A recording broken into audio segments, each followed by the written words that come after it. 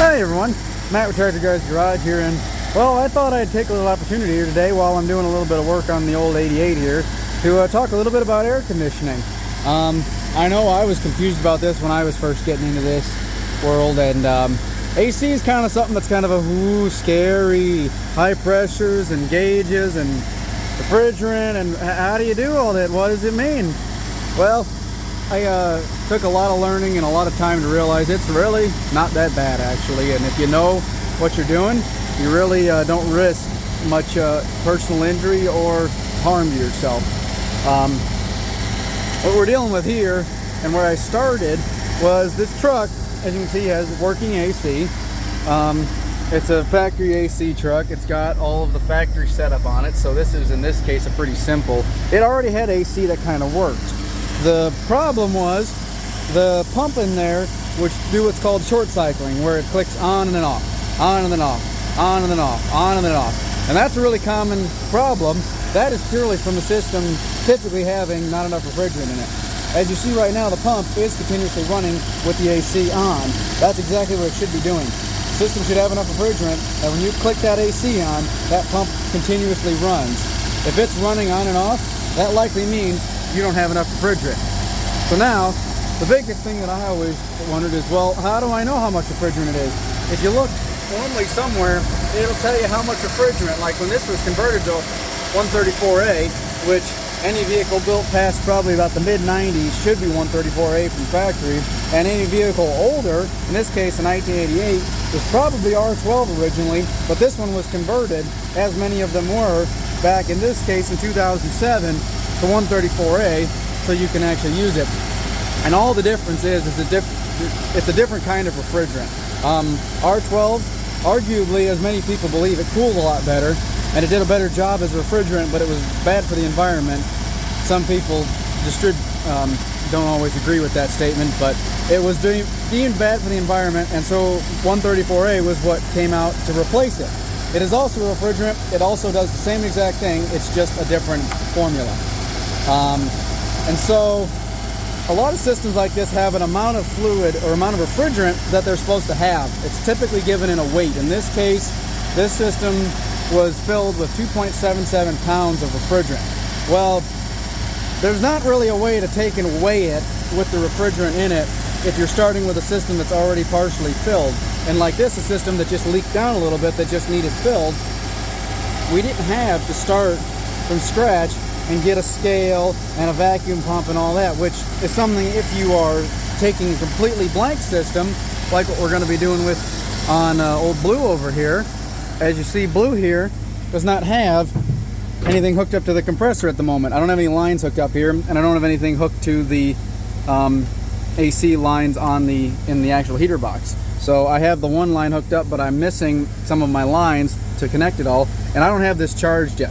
When I go to charge this, I'm going to have to take this, pull it into a vacuum, let it sit for a while at a vacuum, and then fill it with the correct amount of refrigerant.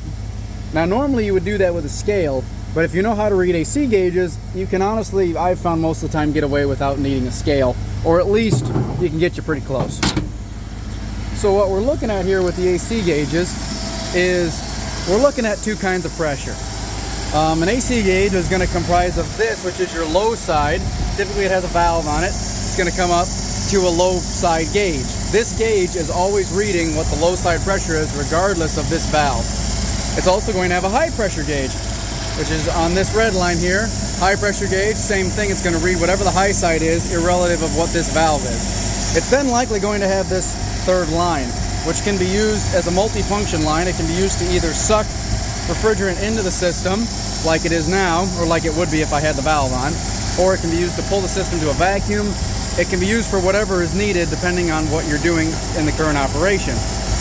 These valves are what you use to control that.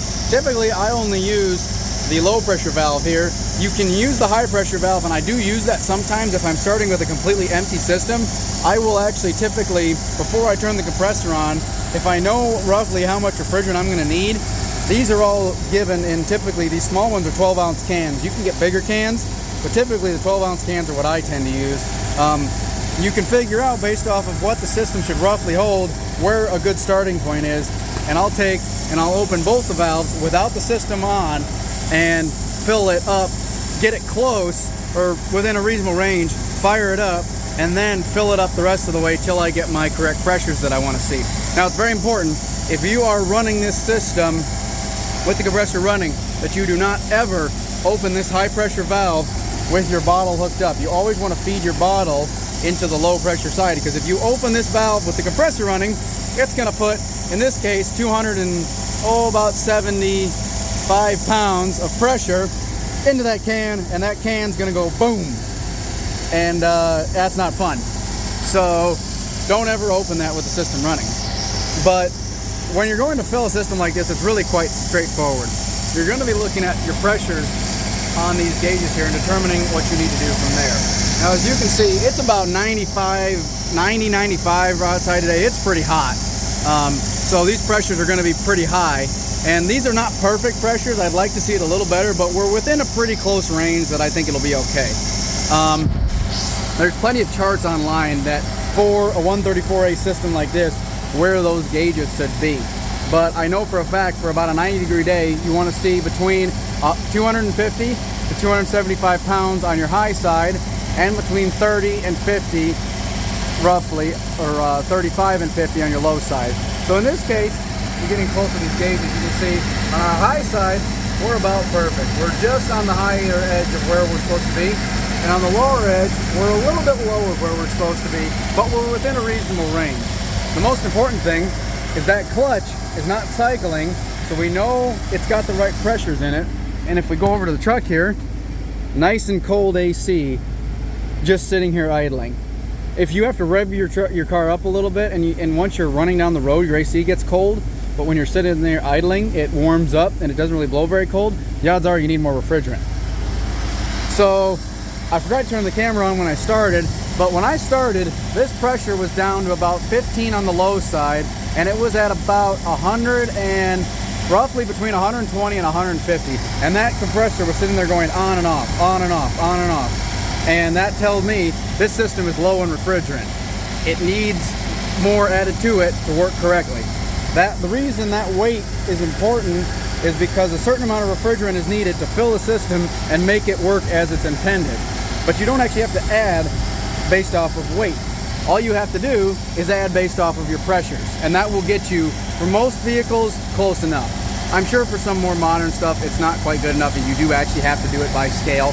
But for something like this old pickup, I just want it to blow some cold air so I'm not sweating my ass off all day working on it. So all we're going to be doing when I did this, I hooked up my can, got it nice and warm. A trick you can do is actually set it over on the intake manifold to warm it up a little bit to get this as much pressure as you can, because you're going to open this valve, turning it in is going to open it.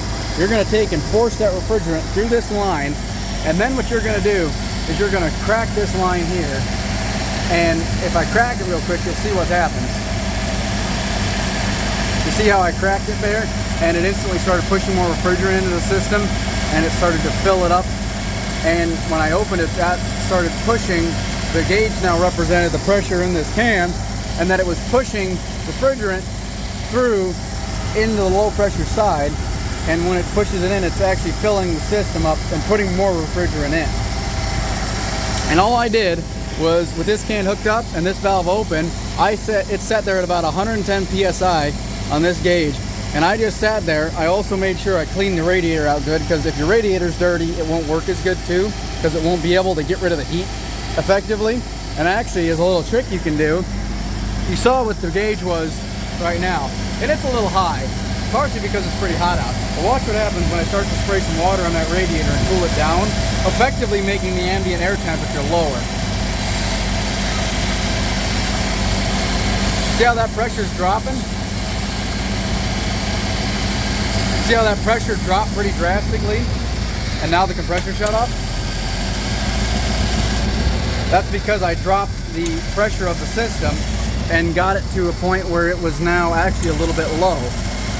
So giving that, we actually want to give it a little more refrigerant.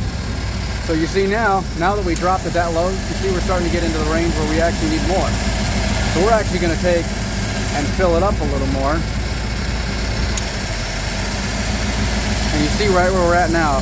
So right now you see the pressure is starting to climb back up. We're currently putting refrigerant into the system, and as you see, as we did that, the compressor engaged. And all we did was, by spraying some water in there, we kind of cooled it down a little bit because it was starting to get pretty hot. Now you got to be careful doing this. You don't want to go too much, because if you cool it down too much, you will actually put too much refrigerant in for what the system wants, and then you're going to have problems with that as well. So it's very important to kind of maintain a balance of how much refrigerant you should put in there. But right now, I think we're sitting pretty good, given the fact that I cooled the radiator down. I might add a little more refrigerant in there just to give it a little better shot. You're also going to be watching your low side. Again, if you look, there are charts for this online, and as you fill the system, periodically it's a good idea. So like right now I'm watching the high side and I'm filling it right now, so I can't watch this low side. But as I'm filling it, I see I'm starting to get up to a certain point. For me, I just go by about 25 pounds or so. I'll go ahead and shut the low pressure off, so I'm no longer taking any refrigerant out of this can. I'll then let it reset and see where I'm at on my low side. And as you can see, I could still use a little more.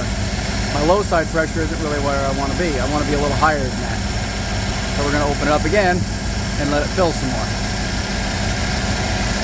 And we're just going to keep doing this till I get a satisfactory high side and low side pressure.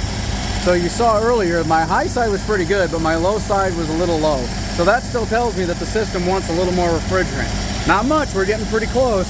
This can really isn't putting much in there. In fact, I might take it and set it in the manifold here to let it build some heat up to try to push a little more in there. And as you see, as the can empties, the pressure starts to drop. But we also want to be watching our high side to make sure we don't go too high to cause damage to the system. So if I close the valve here now, I see that now we're holding at about 30 and about 225, and our high side is continuing to climb up slowly, and our low side's roughly staying about put, which in this case means I think we're getting pretty close to full enough, and I think we're going to leave it right here. I don't ever try to get it too close. You can spend a lot of time getting it a lot more close, but on a day that's as hot as it is right now, for me it's always been kind of hard, and the fact that the truck's hot right now, it's kind of hard to get it exactly accurate because the radiator is dumping heat into the system a little bit too, so you're kind of fighting it a little bit and you kind of have to guess where you want to be. But that's a little bit of a long-winded explanation. Basically the simplest way to make this is get your set of gauges, look online at correct pressures and the way to read gauges correctly. Like I said, it's pretty straightforward of reading your high and your low side, hooking them up, and then doing just a little bit of practice on your own vehicle. The nice thing is, as long as there's a couple things you don't do, this is a pretty safe thing to add a little bit more refrigerant to. Unless you go crazy and add way too much and get yourself up into the 400 to 500 pounds, you're really not going to risk damaging too much. If you do get up into there, you are potentially risking blowing up your compressor, blowing out O-rings, all kinds of stuff can happen if you get that high. So you got to be very careful to not quite hit that level. But as long as you are careful and you take your time, read some videos or read some pages, and if you need, watch some other videos on how to read gauges. It's really not that hard, and honestly in the end it gets you a truck or a car or whatever you might have that you can cruise in comfort in with nice cold AC. So with that, I appreciate y'all watching.